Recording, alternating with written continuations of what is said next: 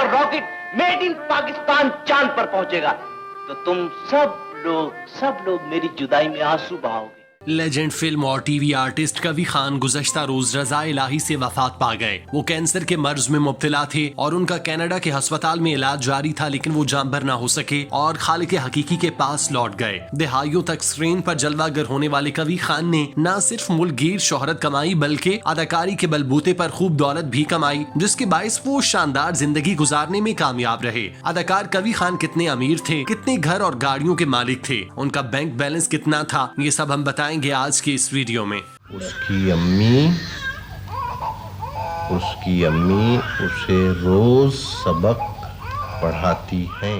कवी खान की पैदाइश पेशावर में हुई थी, लेकिन शोबिस का हिस्सा बन जाने के बाद उन्होंने लाहौर में मुस्तकिल सुकूनत इख्तियार कर ली थी। वो अपने स्ट्रगल के दिनों में रहमानपुरा के इलाके में एक कमरे में रहते थे, लेकिन जब उन्हें फिल्मों और ड्रामों में काम मिलना शुरू हुआ तो उनके हालात बदल गए। फिर उन्होंने देखते ही देखते लाहौर के पोश इलाके गार्डन टाउन में अपना घर बना लिया। कवी खान जिस घर में आखिरी वक्त तक रहे वो इंतहाई बड़ा और शानदार था, जो तकरीबन एक रकबे पर मुश्तमिल था। मेन रोड पर वाकई ये घर करोड़ों रुपए मालियत का था, जिसका कवी खान ने खास ख्याल रखकर उसे बेहतरीन हालत में रखा था। यही वजह है कि वो घर देखने में बहुत ज्यादा खूबसूरत और कुशादा दिखाई देता था। उस घर में जरूरियात जिंदगी की तमाम तर सहूलियात मुयस्सर थीं। उस घर को कवी खान और उनकी अहलिया ने इंतहाई नफासत और सलीके के साथ सजाया था, जो उनके घर आने वाले मेहमानों को बहुत ज्यादा पसंद आता था। यही वजह है कि कवी खान के घर दोस्तों का आना जाना लगा रहता, क्योंकि वो उस घर में अपनी बीवी के साथ अकेले रहते तो उनकी तन्हाई दूर करने के लिए उनके साथी फनकार अक्सर वो बेशतर आ जाते और यूं उनके घर रात गए महफिलें बर्पा होती रहती। कवी खान को अपनी जिंदगी में पैसा जमा करने और नमूदो नुमाइश का शौक नहीं था। उन्होंने पैसे से सिर्फ अपनी जरूरियात को ही पूरा किया, जो उनके लाइफस्टाइल से भी वाज़ेह था। उन्होंने अपना घर इंतहाई सादा रखा था। उनके पास एक गाड़ी थी जिसमें वो आना जाना करते। इस गाड़ी की मालियत चंद लाख रुपए के करीब थी। क्योंकि फनकारों को प्रोजेक्ट्स के लिए लाहौर और कराची का सफर करना पड़ता है, तो अपने कयाम के लिए उन शहरों में घर खरीद लेते हैं ताकि उन्हें होटल्स में रहने की नौबत न पेश आए और सुकून से रह सकें। लेकिन कवी खान ने लाहौर के अलावा किसी और शहर में कोई प्रॉपर्टी नहीं खरीदी। हत्ता कि कराची जैसे शहर जहां वो हर दूसरे तीसरे दिन प्रोजेक्ट्स के लिए आते, वहां भी उनका कोई घर नहीं था जहां वो कायम कर सकें। उन्हें प्रोडक्शन हाउस की जानिब से जो कमरा दिया जाता वो वहीं रहते। हालांकि कवी खान लाखों कमाते थे, लेकिन उन्होंने अपना पैसा अपनी जरूरत से बढ़कर खर्च करने में कभी दिलचस्पी जाहिर नहीं की। उन्होंने हमेशा सादा लिबास को तरजीह दी। वो कभी ब्रांडेड कपड़ों के झमेलों में नहीं पड़े। उन्होंने कभी अपनी जात पर पैसे नहीं लगाए। बस उन्होंने अपनी जरूरियात को तरजीह दी और उन्हें पूरी करने के लिए इंडस्ट्री में काम करते रहे। क्योंकि उनमें खुददारी ज्यादा थी, इसलिए वो नहीं चाहते कि उनकी उम्र के आखिरी हिस्से में हुकूमत के आगे हाथ फैलाने पड़े। इसीलिए वो मुसलसल काम करते रहे, फिर चाहे वो किसी ड्रामा, फिल्म या फिर इश्तिहार ही क्यों ना हो। उन्होंने अपने फन का मुजाहिरा किया और बदले में लाखों रुपए की पेमेंट वसूल की।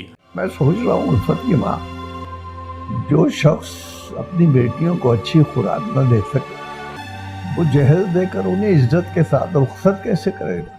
कवी खान ने अपने बच्चों को दुनिया की हर सहूलत फराहम की। उनके बच्चों ने लाहौर के नामवर तालीमी इदारों से तालीम हासिल की। फिर वो बैरूने मुल्क भी पढ़ाई के लिए गए, जिसके लिए कवी खान ने उन्हें भरपूर तरीके से सपोर्ट किया। चूंकि उनके बच्चे शोबिज में आने की बजाय दीगर शोबों में नाम बनाना चाहते थे, इसीलिए कवी खान ने अपने बच्चों पर दिल खोल कर खर्च किया, जिसकी बुनियाद पर उनके बच्चे अच्छी तालीम हासिल करने में कामयाब रहे। उनके दो बेटे IT में नाम और पैसा बनाने कनाडा चले गए, जहाँ उन्होंने खुद को बेहतर तरीके से सेटल कर लिया। इस दौरान उन्होंने शादी भी कर ली और बीवी बच्चों के साथ खुशगवार जिंदगी बसर करने लगे। यहाँ ये बात काबिल जिक्र है कि कवी खान ने अपने बच्चों से कभी पैसे नहीं लिए। वो अपना और बेगम का खर्चा आखिरी वक्तों तक खुद बर्दाश्त करते रहे, इसीलिए वो बुढ़ापे में भी काम करते दिखाई दिए। कवी खान ने अपनी जिंदगी में जो भी पैसा कमाया उसे जमा करने की बजाय खर्च कर दिया। चूँकि वो साथ साथ काम भी कर रहे थे, इसीलिए उन्हें कोई मसला नहीं था। उन्होंने रिटायरमेंट नहीं ली। वो प्रोजेक्ट्स का हिस्सा बन रहे थे और उनके अखराजात भी शाहाना नहीं थे, जिसकी वजह से उन्हें कोई माली मसाइल का सामना नहीं करना पड़ा। दूसरी तरफ बच्चे भी अपने तौर पर उनकी मदद कर रहे थे, तो कवी खान को माली लिहाज से ये फायदा हासिल था कि वो अपनी जिंदगी में इस तरह से बिल्कुल रिलैक्स थे। उन्होंने अच्छे वक्तों में घर भी बनाया और बच्चों को मयारी तालीम फराहम की। उन्हें बेहतरीन रोजगार के लिए कनाडा भेजा। उन्होंने सारी जिंदगी काम किया और इसी तरह चलते फिरते दुनिया से चले गए। उनकी खुददारी ने उन्हें दुनिया में किसी के सामने रुस्वा होने नहीं दिया। वो सर उठाकर जिए और फख्र के साथ दुनिया से गए और अपने पीछे यादों का खजाना छोड़ गए।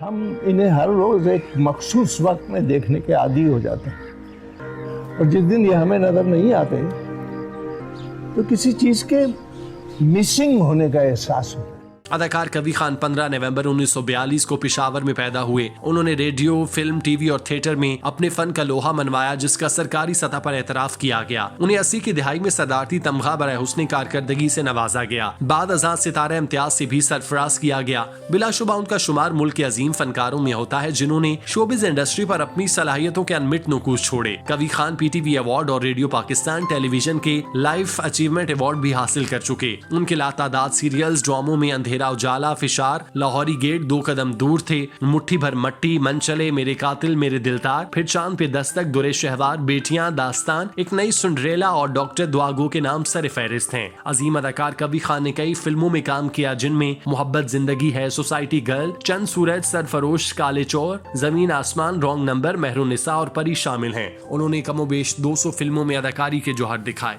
आजमाता है वो अपने बंदे से बहुत प्यार करता है और जिससे प्यार किया जाए उसे बहाने बहाने से आजमाया भी जाता है।